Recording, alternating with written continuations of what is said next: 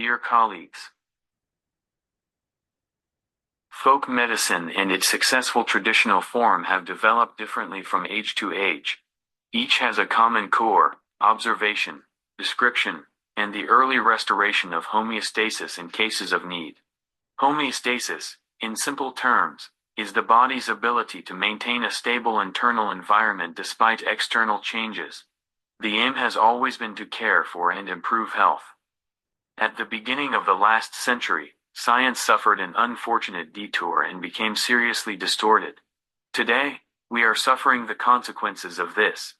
Many chronic diseases have become fixed, so the time spent on illness has been extended by approximately a decade.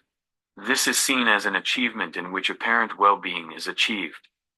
With its unique approach, health-oriented integrative medicine aims to rectify the distortions that have affected science, particularly health science and medicine.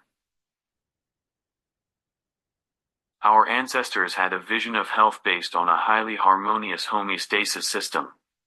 We are doing the same, redefining the health vision and the place and role of the methods used. The basis is entirely analogous to the approach of traditional medicine or folk medicine. We are redefining the leading indicators of homeostasis, and we see it as our task to correct the initial defects. In the current state of health-oriented integrative medicine, health itself cannot be conceptualized as a nebulous well-being. Its primary element is the sense of identity linked to a sense of freedom, a self-identity in which we express our intentions and create our life space as free people. This attitude shapes our habits and choices. In all illnesses, our sense of freedom is compromised, and our options for living are narrowed. Improving this situation is not usually therapeutic, but it will be of therapeutic value if we can implement reforms that even partial improvement is significant. It is not fundamentally about organizational change, but the changes needed to find oneself. People with a free identity create their conditions for living differently. Creation itself is a given for all human beings. We are constantly creating, but if our consciousness narrows, our creation narrows. The very consciousness of illness creates illness, and if one identifies with this consciousness, one becomes chronically ill as a result.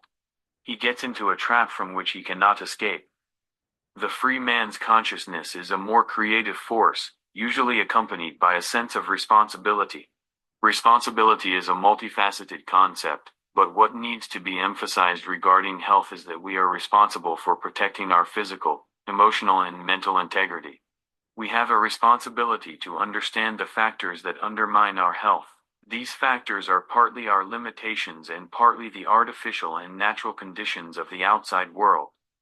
Health-oriented integrative medicine recognizes the importance of understanding and acknowledging our own limitations. This self-awareness is a crucial step towards self-discovery, empowering us to harness our creative power and take control of our health. When it comes to external factors, relying solely on the knowledge of our ancestors is no longer sufficient. We must actively identify and understand the influences that are constantly damaging us. This knowledge will empower us to take the necessary steps to neutralize these harmful influences, making us feel more informed and prepared to protect our health. We also need to know about the harms caused by the food, water, and air pollution in pharmaceutical industries and ways to neutralize them. We need to understand the mechanisms of manipulation within our societies and the distortions of human behavior to see the dangers we need to be prepared for. This understanding will make us feel more aware and vigilant in protecting our health. Returning to self-awareness, we must find ways to bear the mental, emotional, and physical burdens placed on us by modern life. It's not enough to bear these burdens, we must also learn to protect ourselves from the harmful consequences. This proactive approach will empower us, as healthcare professionals, to feel more resilient and in control of our health. In this holistic approach, health is a state that can be achieved through responsible choices. These choices empower us and allow us to take consistent action in a state of free, self-identified human identity.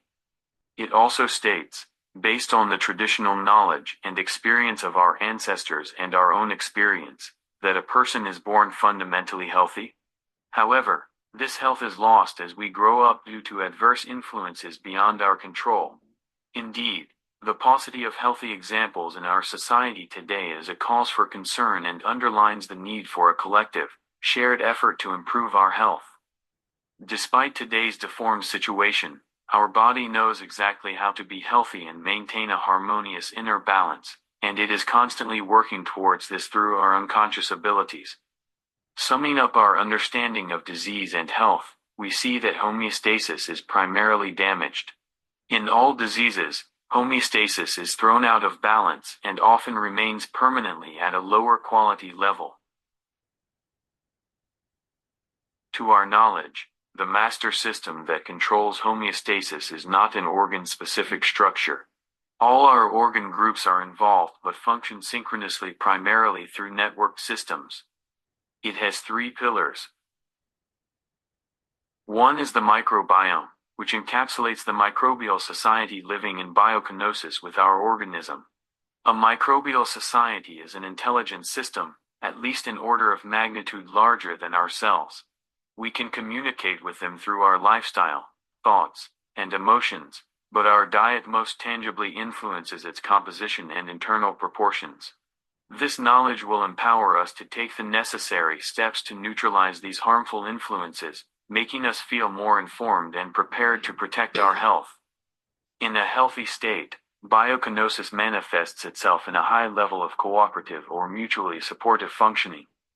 Even in the early unrecognized stages of the disease, the microbiome society is compromised, and cooperative functions deteriorate. The second pillar is the foundation of our energy production and distribution system, the mitochondria. Almost all our cells have mitochondria, and our protein-based nanomotors produce ATP depending on the oxygen supply. ATP is a building block of the protoplasm, making it an essential component of our living protein structure. Everything needs energy. Homeostasis is our most significant energy consumer and stabilizer. If there is any disruption in ATP production, the balancing and repair processes suffer first. There is no pathological condition in which ATP production functions at standard efficiency. Still, in chronic disease, there is no investigation of how this system is damaged and what can be done to repair it. However, even the slightest successful toning action can make a substantial improvement. Of course, this will be a temporary success if we do not move towards maintaining restored energy production. The third pillar is the endocannabinoidome itself. Unlike the initial model, this system is a newly discovered molecular network structure that is not partially present in specific organs, such as the central nervous system and cellular immunity organs. Its molecular clusters are also present on the surface of all our cells, in the lipid structures of the organelles within the cell. The name has been changed from endocannabinoid system to endocannabinoidome to express this completeness. Recent research also defines it as having significantly more components than the original molecular group of 2 receptor, 2 endocannabinoids, and the enzymes that build and break them down. There is considerable overlap with other types of receptors and transmitters. We had to draw on our knowledge of the cytoskeleton and membrane skeleton to understand their relationship. And in the networked communication of receptors, knowledge from several disciplines related to cellular electricity needs to be integrated to understand how they work. This communication network obeys the forces that describe elementary particles, is significantly faster, and has a larger capacity than the central nervous system, which we have already explored in some detail. The endocannabinoidome is also an organic intelligence, i.e., it does not simply respond to individual knocki but manifests itself in complex response reactions. It can protect and restore homeostasis. It scans the whole organism and performs optimized actions locally to achieve this. It reacts according to the primordial prescriptions of highly organized living matter, which is why it is possible, for example, that our body can return to its previous healthy state during the healing process. This system is also damaged and destabilized long before complaints or symptoms occur. The intelligence of the microbiome and the endocannabinoidome also communicate with each other. Our well-functioning mitochondrial network powers all this. Together, they guard and protect our homeostasis. This triple pillar principle is based on the body of knowledge of integrative medicine, which is not found in folk medicine or traditional medicine. Still, each culture has virtually the same language. It is not easy to recognize the analogy, although all health-oriented cultures talk about homeostasis and try to restore it to heal. There was never any intention to generate chronic disease. Still, this distorted objective has developed a flawed practice over the last century. Our ancestors used methods that improved their unnamed microbiome, endocannabinoidome, and mitochondrial function. These three systems also regulate each other. If we make one of them worse, the other two suffer, but the reverse is also true. If we improve any one, it gives the other two a chance to sort themselves out. This idea is what folk medicine follows, as does health-oriented integrative medicine. This is why it is possible to intervene as soon as we notice the imbalance when there are no disturbing symptoms or complaints to stop or reverse it. We work well if nothing happens afterwards. In other words, the disease process does not progress. It stops, and the homeostasis settles. The main thing we perceive is that the person remains healthy once settled. That nothing happens is not valid in today's world. Today, we do not intervene when homeostasis is only slightly upset but when all three systems are seriously damaged and diseases appear. Then, with the active cooperation of these three primary systems, our body can restore its internal balance by reversing the path of disease. The previous conditions and symptoms return but in a weaker, more indicative way. Haring's third law defines this process. This is how we know that we are moving in the right direction towards recovery. However, patients are often frightened by the healing reactions and abandon methods that could achieve the level of regenerative activity. It is not necessary to abandon the initial therapy but to supplement it, in suitable cases, with similar approaches to ensure a smoother course. To summarize, if we start to restore the microbiome of a chronic patient, regardless of the diagnosis, tonify the endocannabinoidome, and also ensure that cellular respiration is enhanced, all three systems will most certainly be activated and many processes that we do not know about will be triggered, which will indeed lead to regeneration and a return to health. If all this is done consciously, strengthening free identity, one will be equipped with better self-awareness and can use methods to protect one's health for the rest of one's life. With self-awareness, you can recognize the first signs of unraveling early and react without resorting to a healing reaction. Just as a tree bends in the wind, it regains its resilience as the wind subsides. A few healthy living habits can stabilize all three pillars. Exercise, for example, is a daily sweat session of at least half an hour. In this way, we can tonify the endocannabinoidome, reduce dysbiosis and improve cellular respiration. If we follow a healthy diet, our appetite will improve, and this will be sustained. Herbal remedies and spices can further improve our digestion. Here, we can draw on the experience of folk medicine.